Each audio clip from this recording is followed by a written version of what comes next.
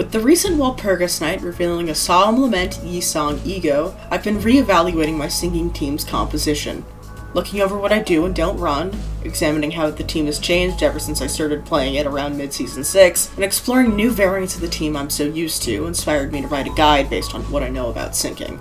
Before we start, however, I feel the need to note something important. Despite me having a lot of experience with the team, I do not wish to claim that this is a definitively correct guide, nor is it fully comprehensive. Outside of the core units, a lot of identities are interchangeable. If I do not mention an identity or ego, that does not mean that it is bad or unusable.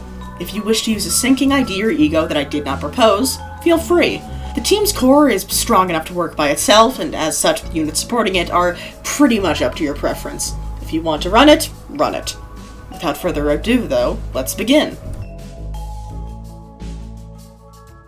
The most important part of a syncing team is which of the two Yi-Song identities you'll be using. Effloresced Ego Spicebush, or Lobotomy Ego Solemn Lament. There's a few others, but they really don't work anywhere near as well as these two.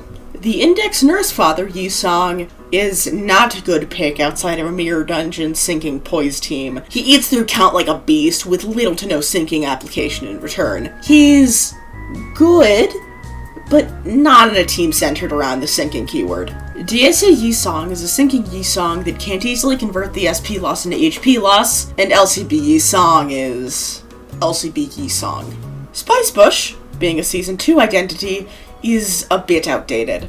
His rolls aren't great, and his status application is gimmicky, but his access to Syncing Deluge still keeps him relevant.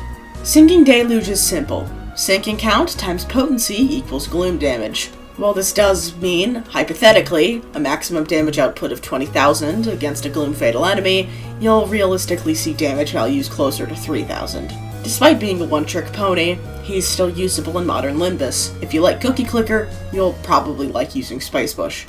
However, usable does not mean great, which is a fitting description for his rival, Solemn Lament. He spreads out the damage across his entire team, while also providing some bonus SP recovery. His unique status effect, Butterfly, has two effects. Its potency, the living, heals SP for allies that attack the afflicted target. Its count, the departed, functions as a flat damage bonus, which scales based on how much syncing potency and the departed the target has, up to a max of 30. Effectively, his damage is applied similarly to a Rupture team, with the difference of it being gloom damage rather than true damage. Due to this, he is not punished as greatly as Spicebush by bosses which have health gates between phases. If you're aiming for pure efficiency, use him. Now that you've selected your main win condition, you can move on to the team part of team building.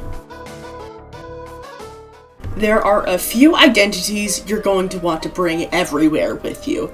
The most important team member, after Yi-Song, is undeniably Lobotomy Ego, the Sword Sharpened with Tears Rodion. Her plus coins are alright, but her true potential lies in her minus coin kit. All it takes is just one use of her defense skill for her to enter and consistently stay in minus coin mode. A second defense skill grants even more power in SP loss per turn, and a third prepares an all-out nuke, improving her skill 3's damage output and status application in exchange for bringing Rodion's sanity back to a positive value on the next turn. She has great syncing count application, better than anyone else on your team. Not only that, but her damage is strong, and being a minus coin identity, she's good with clashes as well. She's also an important ego carrier, but we'll get to that later. Another important pick from Walpurgis is Lobotomy Ego Faint Aroma and Solitude Ryoshu. She's count neutral on almost every skill, does a lot of damage due to the sheer amount of skill she uses per turn, and works very well if you combine syncing with Tremor, which a lot of modern identities do. Rounding out the limited units is Jung's office representative Ishmael. Her damage output is amazing, especially with her Tremor Decay, but she can't quite stack up syncing counts, so she doesn't work as well for the Spicebush team. For that, you're going to want Molar Boatworks Fixer Ishmael. She's count positive on skill 1 and skill 3, and has one of the best evades in the game to boot. LCA Ujat Vanguard Team 3 Leader Otis is a very powerful addition to the team. Her skill 3 allows you to stack yet another panic type on the enemy, and her winning clashes will help your team deal more damage thanks to Shoot Fracture. With that, you've got 5 out of 7 of your slots filled out. So, what now? All of these units are good. They are mostly interchangeable, though I will go through them from highest priority to lowest priority based on which ones you should invest in first. Wuthering Heights Butler Faust is somehow still relevant as a 2-star identity from early 2024. Past the first few turns, her coin power conditionals start doing some heavy lifting and actually letting her clash somewhat well. Her access to Echoes of the Manor made her compete with Wuthering Heights Chief Butler Otis back in the day, but with LCA Otis released, both can be on the team without overriding each other's effects. The reason she is at such a high priority, aside from Echoes, is because of her being a 2-star identity. She is a lot cheaper to shard and upgrade than the rest of the team, making her a good option if you're low on resources and missing 1 or 2 IDs for a full team. The Index Proxy Efflorest Ego Procuration Don Quixote is, unsurprisingly, a mini-index Nurse Father Yi song. She relies on getting crits to not bleed sinking count, but her situation isn't as dire as Yi song's, meaning Rodion can supplement the sinking stack while Dawn goes on a rampage. Your game plan with Dawn is very simple. You follow the prescripts and get Shin ready by turn 4. Her SP bonuses from attacking your predetermined targets help with early clashing, something which a lot of the team can struggle with. Edgar Family Heir Gregor is an alright choice, especially if you have his Solemn Lament Ego. He has a staggering +3 sinking count on a skill 2, his passive lets him deal insane amounts of damage, and his clashes are great. Wild Hunt Heathcliff is also a decent pick for the team. If you happen to have him in previous polls, you can definitely slot him in. I wouldn't say to go out of your way to shard him, though. His damage is pretty nice once he ramps a bit, and he can work well to keep your units alive for just a bit longer if a turn doesn't go your way. His support passive can go a long way, too. Los Mariachis Jefe Sinclair sucks. He is not a good identity.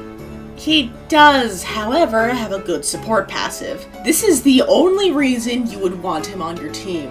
Get him if you've got spare boxes, assuming you haven't gotten him from 10 pulls already. Now that you've assembled your field team, you can move on to collecting Ego. Remember, Ego is not as important as identities. Focus on building a full team before supporting it with Ego. That being said, there are 4 Ego skills you want to get to maximize your team's potential. The recent addition of Solemn Lament Yi Song turns him into a Tremor unit. This helps him synergize with Ishmael, Ryoshu, and Otis. Additionally, it lets you cycle through Yi Song's skills faster thanks to his passive, helps counteract his SP loss from reloading, and overall makes him just that tiny bit stronger. Rhymeshank Rodion is a beast for sinking. Her Corrodion inflicts a staggering 10 potency and 8 count. Her passive is also very strong, applying bind and attack power down every turn, 2 if she uses skill 1 or her counter, and 3 otherwise. There is, however, an issue, in that Rodion can only truly make good use of this corrosion on turn 1 via Superbia, or after returning to positive SP from consuming 3 Tear Sharpened, as she is used in her minus coin form. Even then, it is an extremely powerful Ego to have.